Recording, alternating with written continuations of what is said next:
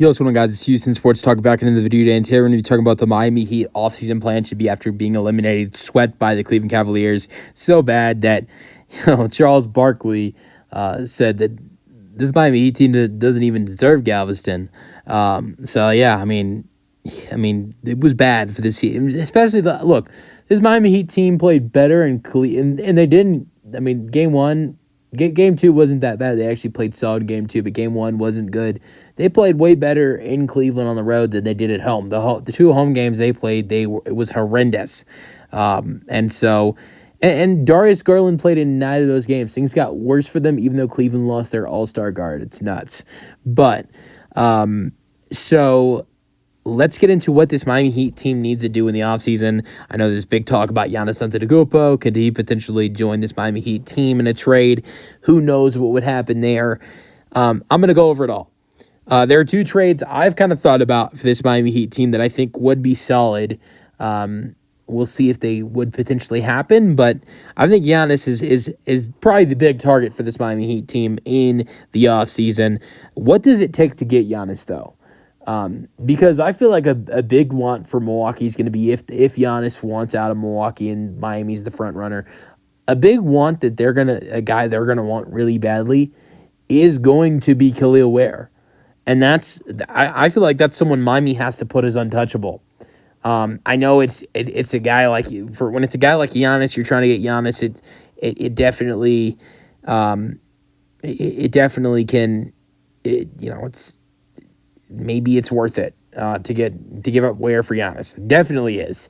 But you don't want to give up a guy like Khalil Ware who has so much potential, but you want to get Giannis. I think him and Giannis Antetokounmpo would play great with each other because Khalil Ware, he's not only is he near 7 foot, but he also can shoot the ball too.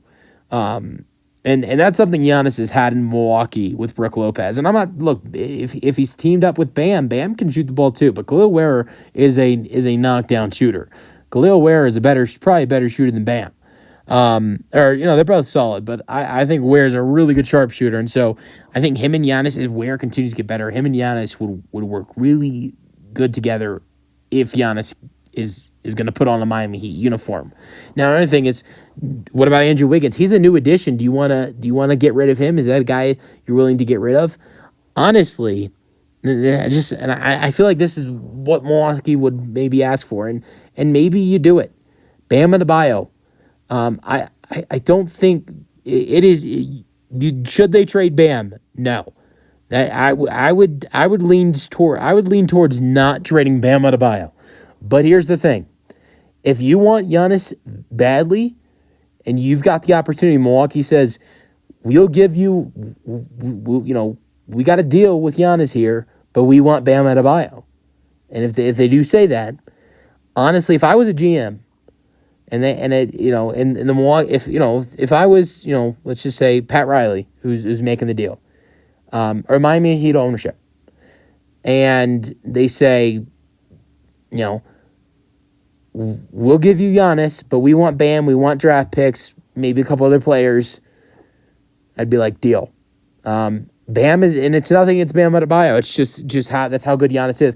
Look, and if the Lakers have to give up, Anthony Davis, a first round pick, and Max Christie for Luka, I mean, I would think Bam and a couple firsts for Giannis wouldn't be crazy to think. If you ask me, Anthony Davis is a better player than Bam Adebayo. Bam might be more available than AD, but AD's a better player. And sure, the Mavericks didn't get enough for Luka, but that's what they got. They should have got more for Luka. So what is Giannis's value then?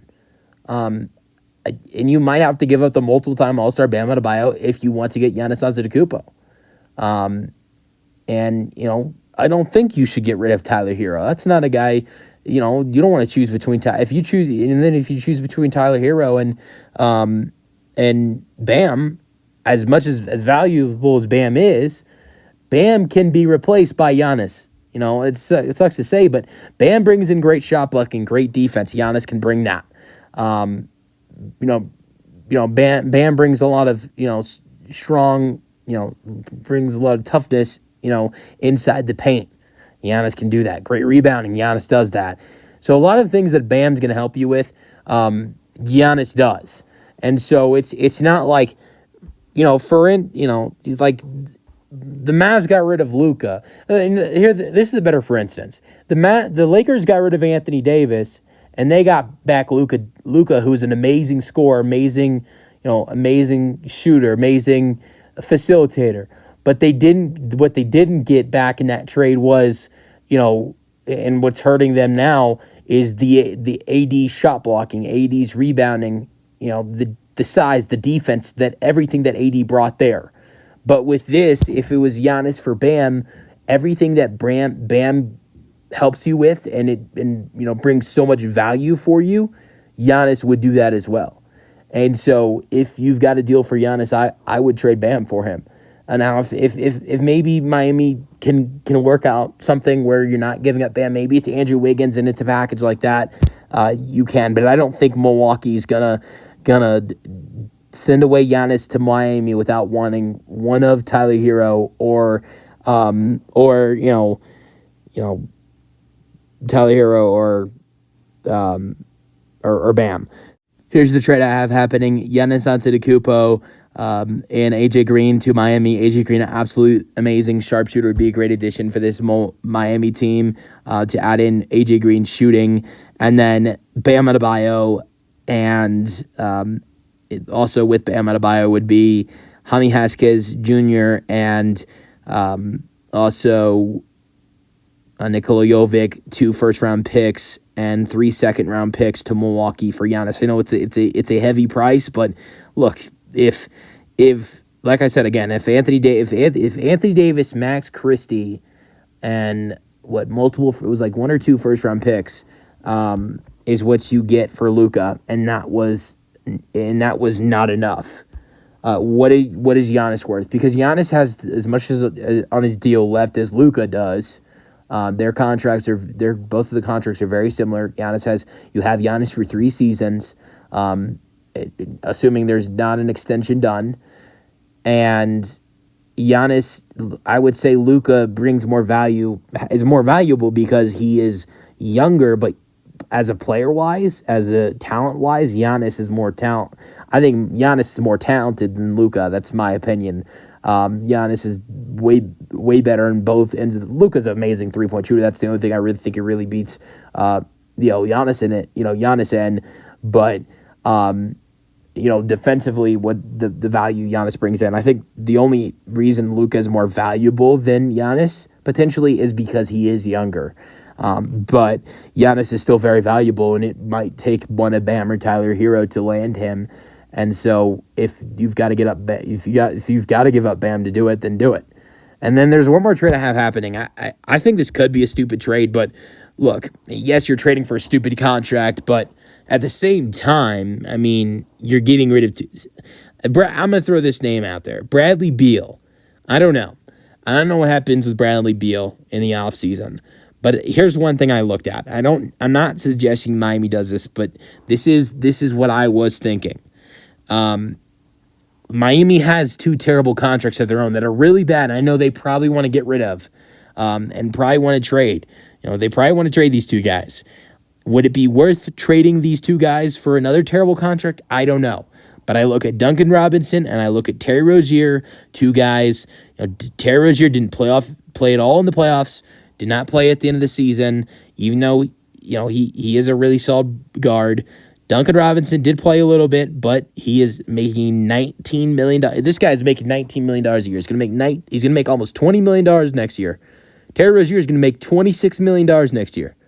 So, I mean, Bradley Beal, yes, his contract is high. It's like $50 million. But you're paying around the same money for Terry Rozier and Duncan Robinson. So, I don't know. Maybe you reach out to Phoenix and see if they want to take Duncan Robinson and Terry Rozier for Bradley Beal. I don't know. Because, look, Bradley Beal, even though his contract is terrible and he's had some struggles, I still believe the guy can play some good basketball. Can he play as good as basketball worth, $50 million? Absolutely not. But does Duncan Robinson or Terry Rozier play as good as basketball to make, like Duncan Robinson makes $20 million a year. He's been making that. He hasn't played as well to be making that kind of money. Terry Rozier is made over $20 million this year. To make $26 million next year. He's not played well enough to make that kind of money. So, look, Beal's, even though he's struggled, his stats have gone down the last 2 years in Phoenix. He still averaged 17 this year. And to me, I will say he had a way better year than either Robinson or Rozier. I think he could be more valuable to this team. Another thing I will say is I think he'd be on a way less selfless team. Playing with Booker and Durant. Booker and Durant, they're not. I'm not going to call them completely selfish, but they can be selfish at times, and it's hard to be the third star next to Durant and Booker. But I don't think it's going to be. I don't think it'd be very hard to be the third star next to Hero and Giannis. Maybe Hero a little bit, but Giannis is, yes, he's a guy that needs the ball a lot. He's going to shoot the ball a lot. But Giannis, if he gets double teamed a lot, that could lead to open shots. He's a very good facilitator as well. Giannis Antetokounmpo is a very good facilitator, and so Beal could be a good fit for this Heat team next to Hero and Giannis. I think Hero and Giannis would be a much more selfless duo than the duo he's played with this year. Do I think they should trade for Bradley Beal? Probably not. But I think they should get rid of Duncan Robinson and Terry Rozier. I don't think Milwaukee's going to want anything to do with that in a potential Giannis trade. So try to ship them off somewhere else and get something for it. And Beal could be the best thing you get for Duncan Robinson and Duncan Robinson and Terry Rozier. But I think another question would be how willing would Phoenix be to take on Rozier and Robinson's contracts? But if they made those trades, the team would look like the starting lineup would be Tyler Hero, Bradley Beal, Andrew Wiggins, Giannis Antetokounmpo, Khalil Ware, AJ Green off the bench, Haywood Highsmith, Kevin Love, Peel Larson, Kyle Anderson. I'm sure there would be other additions made. There would be players, free agents that would want to come to Miami and play with Tyler Hero and Giannis Antetokounmpo, Andrew Wiggins, and that crew. And so, let me know your thoughts on Miami Heat potential offseason in the comment section, and peace out.